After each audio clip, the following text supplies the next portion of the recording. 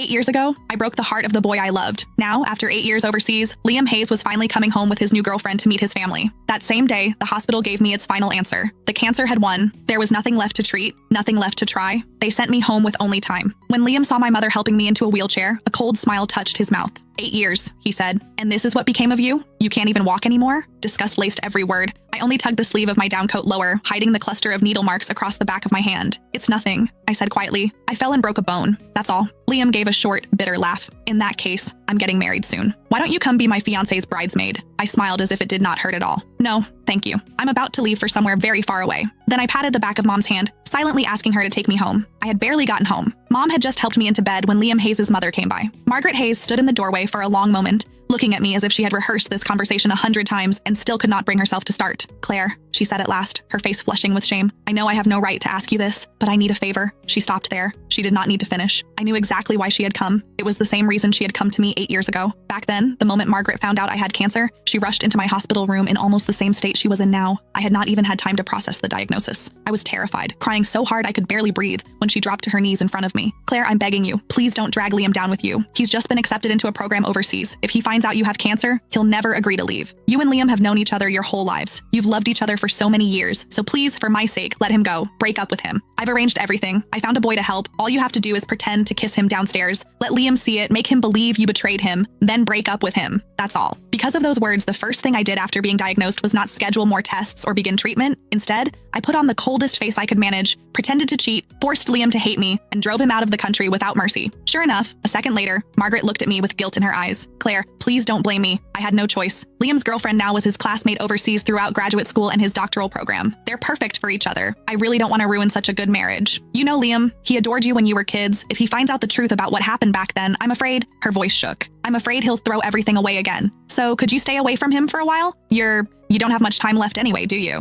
In your condition, you shouldn't be going out, don't you think? The moment Margaret said those words, my mother grabbed a pack of adult diapers from beside the bed and slammed it down so hard the mattress shook. Seeing that she was about to lose her temper, I quickly tugged at her sleeve and softened my voice. Mom, please. It took several seconds before she managed to hold herself back. Only then did I look back at Margaret. I can promise I won't tell Liam what happened 8 years ago, I said calmly. But I can't promise I won't see him. No, I could not promise that, because during all 8 years of surgeries, chemo, and hospital ceilings, there had never been a day when I stopped missing Liam. When chemotherapy became too much to bear, I would clutch the old photo of Liam and me until my fingers cramped. Some nights, that picture was the only thing that kept me from giving up. I went through more surgeries than I could count. Some minor, some so dangerous. Mom signed the consent forms with shaking hands. More than once, I was rushed into the ICU and almost did not wake up again. Every time, Mom stood beside my bed and shouted herself hoarse. Claire, have you forgotten? You said you were going to survive. You said you'd get better, go overseas, and explain everything to Liam yourself.